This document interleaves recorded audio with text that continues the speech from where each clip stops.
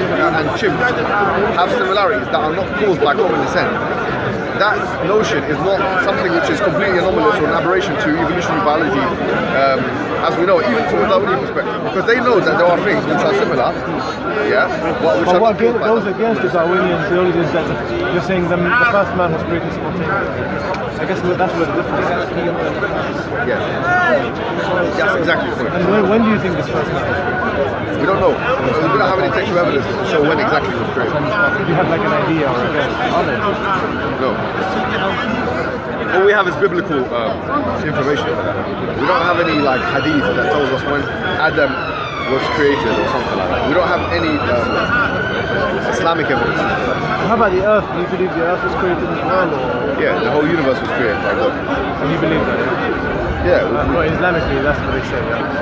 Yeah, so obviously the verse of the Quran is that أَوَلَمْ يَرَى الَّذِينَ كَفَرُوا أَنَّ السَّمَاوَاتِ وَالْأَرْضَ كَانَتَا رَتْقًا فَفَتَقْنَاهُمَا وَجَعَلْنَا مِنَ الْمَاءِ كُلَّ شَيْءٍ حَيٍّ أَفَلَا يُؤْمِنُونَ in Surah Al-Anbiya, chapter 21 of the Quran, verse 30, where it says that have the disbelievers not seen that the heavens and the earth were together, and then Allah split them apart, and we created from water every living thing. Do they not then believe? وَجَعَلْنَا فِي الْأَرْضِ رَوَاسِيَ أَن تَمِيدَ بِهِمْ. But what has that got to do with the earth? Yeah, so we believe that the earth and the universe, the heavens and the earth, were all created by God. Right. So it was created at some point in time. And also Islam doesn't have an opinion on how long ago it was created.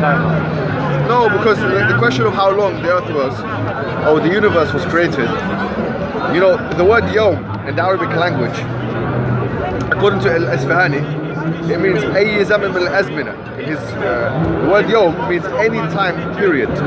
Yeah. So when it says sittat ayyam, that the creation of the heavens and the earth were in 6 days, we know that from chapter 69 verse 8, في يوم كان مقداره 50,000 سنة, that a day can be 50,000 years.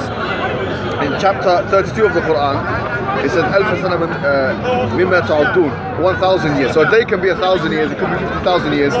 In Surah Al-Ma'idah, اليوم أكملت لكم دينكم وأتممت عليكم نعمتي ورضيت لكم الإسلام دينا.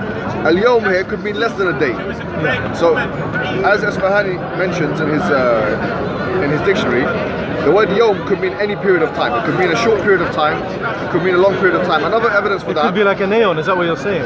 Yeah, so another evidence for that is that the Sahaba asked the Prophet Muhammad one time, what do we do when Ad-Dajjal comes?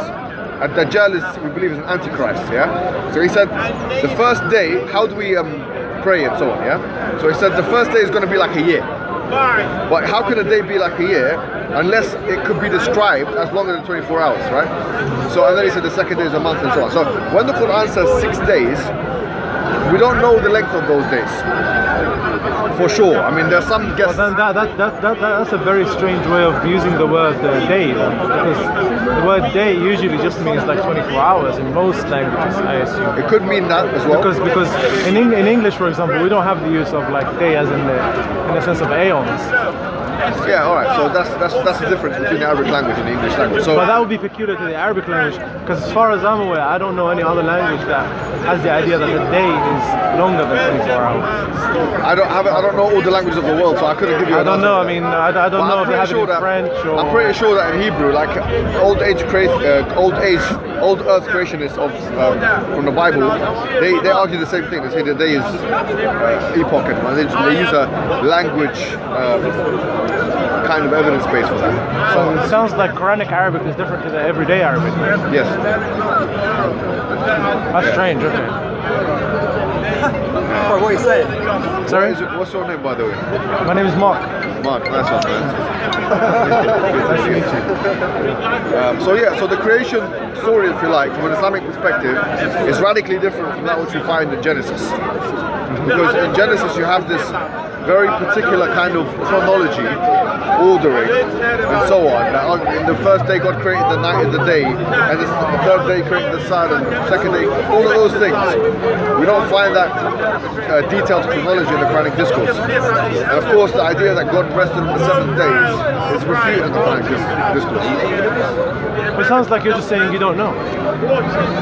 About what? Well, regarding the existence of the first, regarding the human, how humans came to existence, and regarding the the age of the Earth. They're saying it sounds like it happened like it's a long time ago, and we just don't really know. Yeah, I think scientists would say that. Some scientists would say no, it happened 13.9 billion years ago. That is the dominant model now, obviously with Big Bang theory and so on.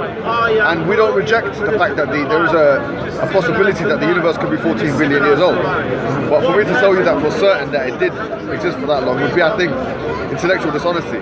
Because we could find, obviously, theories or evidences in the future which counteracts that piece. But from our perspective, we don't have a problem with that. So we don't have a problem with dinosaurs as well. Like a young age creationist, Christian, would see that the idea of dinosaurs is a conspiracy, like, you know, the fossils were thrown in there or something like that. We don't have an issue with it. We don't have an issue with the Earth being 14 billion years old. We don't have an issue with dinosaurs. All of those things are fine for us. But right, so I'm just trying to figure out. So basically, you don't really know. Is what you're saying regarding the age of the universe and this. Are you talking about me or the scientific community? No. I mean, I'm saying the Islamic community. There's no textual evidences to give you exact dates. We don't have exact dates, not even exact dates, like even estimates. Not even estimates. So in Jewish tradition, you have a Jewish calendar. Yeah. Literally, where from the beginning of time until now, that's kind of like, you know, put into calendar format. We don't have such calendar. Our calendar starts when the Prophet migrated. It's called the Hijrah calendar. So we don't have the format of, you know, this is the age where the universe began and so on, and now this is 7,000 years on from that, which is what the Jews some Jews would say. We don't have that. So we just have the generic Quranic text, which is facilitative of a multi-layered kind of understanding of how long the age of the universe, the Earth, and so on is. And it's up to the scientific community to give us theories and propositions for how long that is, and we can look at the evidences on that basis and either reject or accept them. So this is a secular kind of exercise rather than a religious one.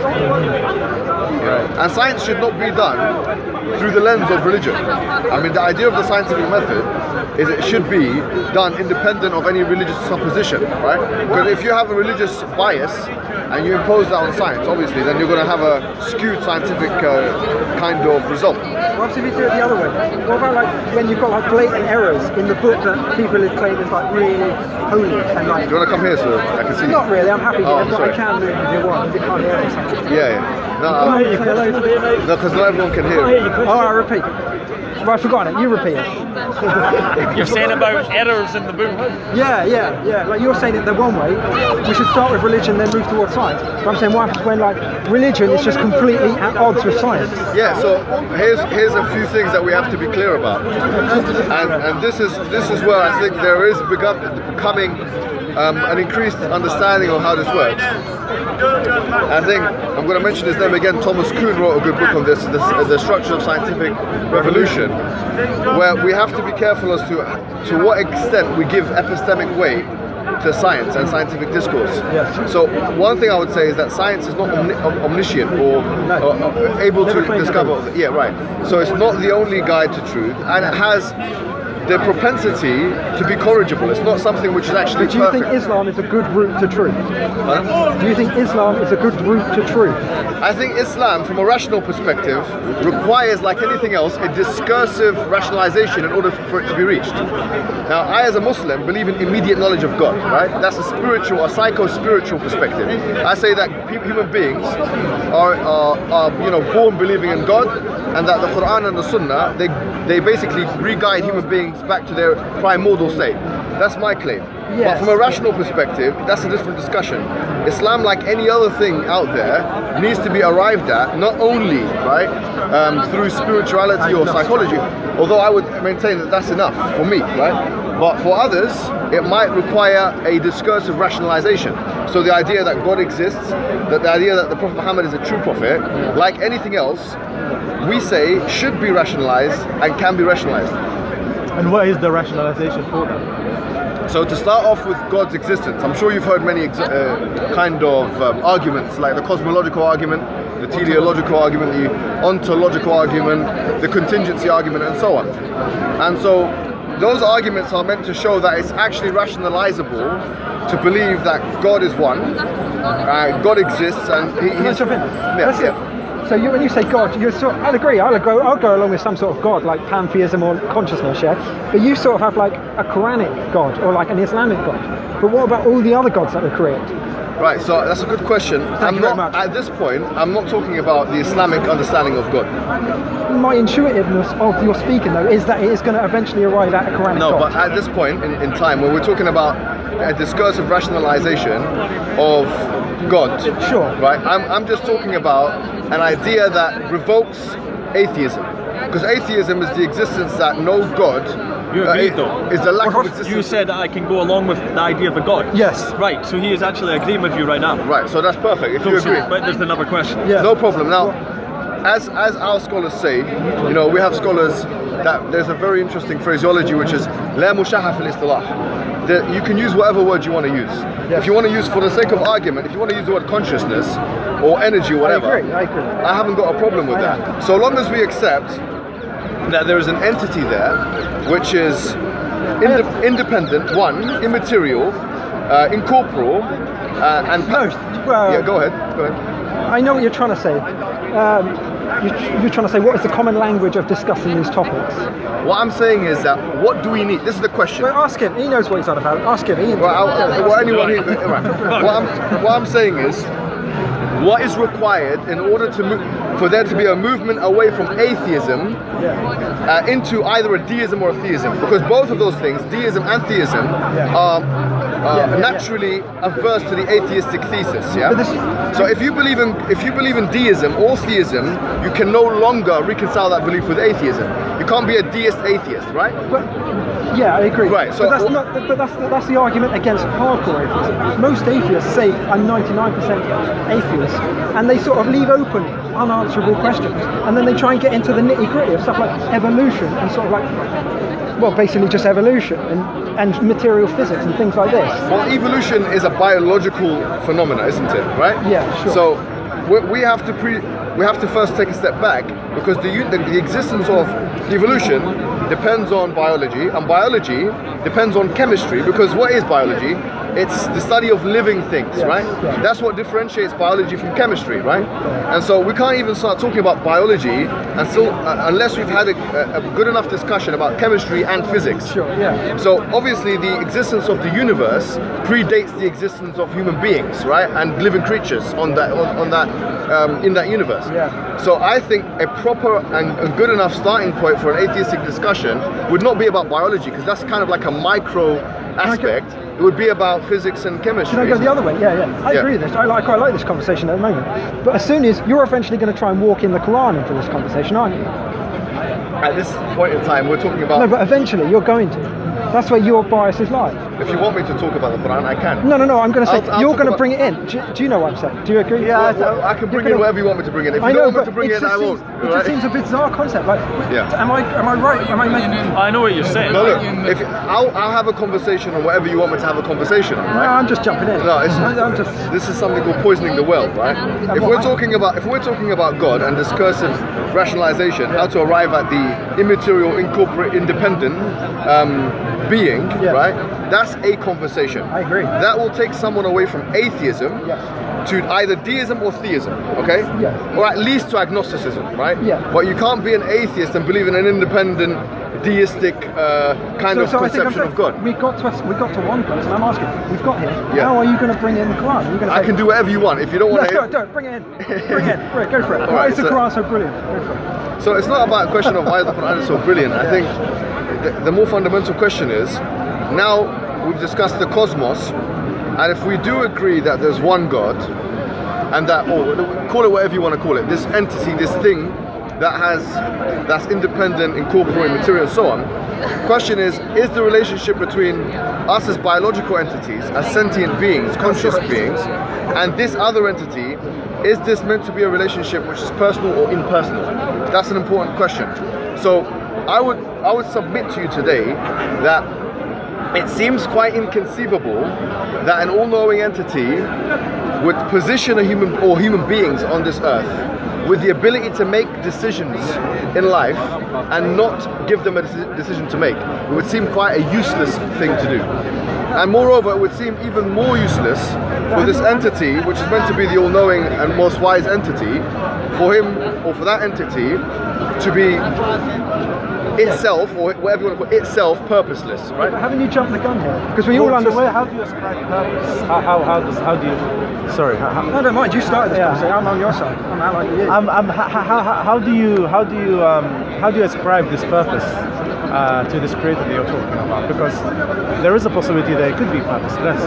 Yes. And some have argued that, like the Upanishads and for example, Arthur Schopenhauer was one very famous German philosopher who argued that that God does exist, but it's a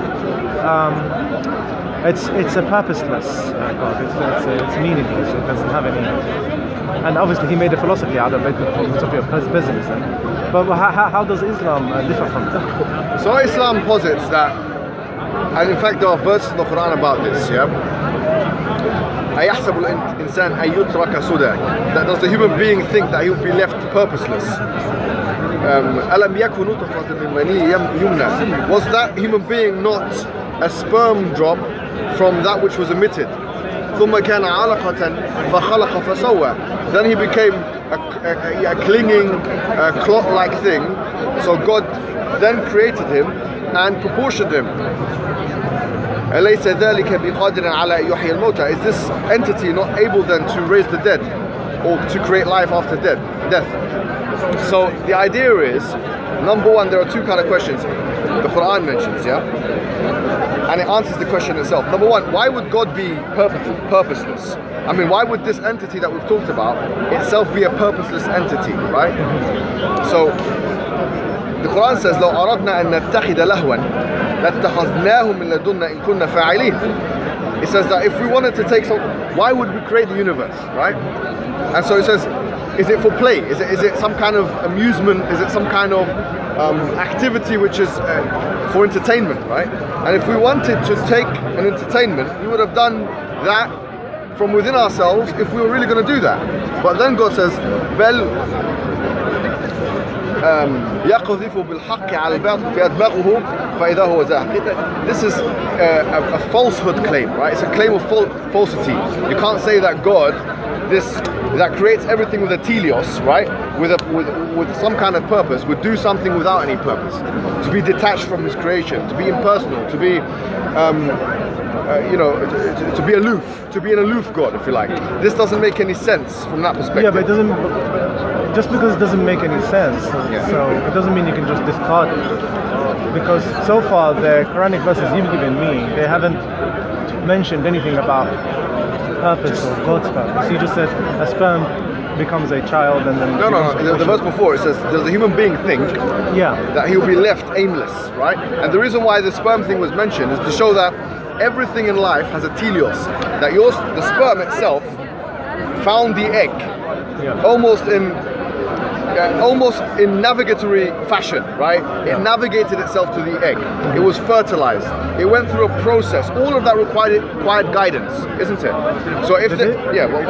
If you had a sperm that didn't know where it was going, think about it, right?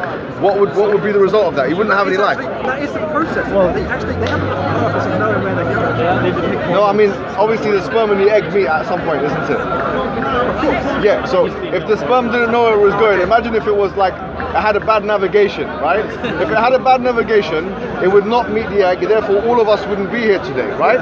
And so the idea is that God fixes a teleos for things, animate or inanimate, whether they have an active intellect or not. And that includes the cosmos and all that's within it. So why did God mention أَيَحْسَبُ الْإِنسَانَ أَن يُتْرَكَ سُدًى? Does the human being think that he'll be left aimless? And then mention sperm. أَلَمْ يَكُنْ نُطْفَةً مِنْ مَنِيٍّ يُمْنَى, he was a sperm drop. ثُمَّ كَانَ عَلَقَةً, then he was developed into alaqa. Alaqa is a clot, that clings on to the uterine wall or whatever of the mother. So if that's the case, there was a whole developmental process that required the divine guidance. Why does it require divine guidance? Well, let's not say divine guidance. It required some guidance. Let's just say it's not divine for the sake of argument, right? But if the sperm didn't know where it was going, it wouldn't be fertilized with the egg, right? So it's like it has a special navigation device on it. It knew exactly where it was going. So here, if God if the argument goes, and you can think about it like this, if God is assigning and ascribing purpose to things with a minimal or if any active intellect, then what about us as sentient beings with an active intellect? How could there be no purpose for us? If in our very inception, our beginning was a sperm drop, and then we had purpose. So how could we not have purpose now? But how do you extrapolate that from a purpose to a sperm cell? Because to a human? look, the idea is guidance, right? A human and a sperm cell is quite different. Look, I'll tell you why. Let me tell you that this is interesting. I was thinking about this verse myself, right?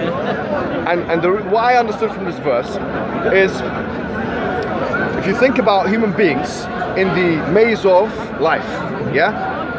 We are in a maze of life and we require a special kind of navigation, okay? We do. Yeah, well, that's the assumption, right? We're in the maze of life, just like the sperm in the beginning of its life knew where it was going almost intuitively. We would say that was a guidance, a divine guidance. So in our very kind of infant stages, even less before the infant stages, and before the genome stage, as a sperm, we knew where we were going. And just as we required that special navigation at that time to know where we're going, now we require a kind of special divine navigation to also know where we're going at this point. So that requires... When you say we, you're including human the sperm beings and the human being at the same time, but sperm and the human being are very different. Well, we started off as sperm, isn't it? If you think about it. I mean, if it wasn't for a sperm, we wouldn't be But its here. complexity is incredibly small I think it's quite different compared to humans. When you say purpose, when you say purpose, and you talk about human beings, I think in the everyday language, I think that means something quite different to a sperm going after an egg. Well, there's similarities and differences. Yeah. The similarity is the assumption of guidance. We need to get from point A to point B. For us as Muslims, we believe that there's a spiritual guidance that we require. We're not just here purposeless. If the sperm was a purposeless entity, it wouldn't know where it's going and we wouldn't be here. And we say the same thing. If we are purposeless entities, we wouldn't know where we're going and we wouldn't get anywhere. And so what's required is for us to realize our navigatory purpose in life and to navigate in that direction. And that's what the divine guidance was. So all the prophets, we believe, and messengers, including Noah and Abraham and all those other prophets that you might have heard of, Jesus and Moses, they came to tell their people about this special kind of divine guidance. And really what it is to obey the divine law. Because in the Islamic understanding, everything in the universe is either willingly or unwillingly submissive to the divine command. Including human beings. The only difference is, because human beings Because that doesn't really explain why there are so many societies which are not religious. That's a really good question. It sounds like what you're saying to me, that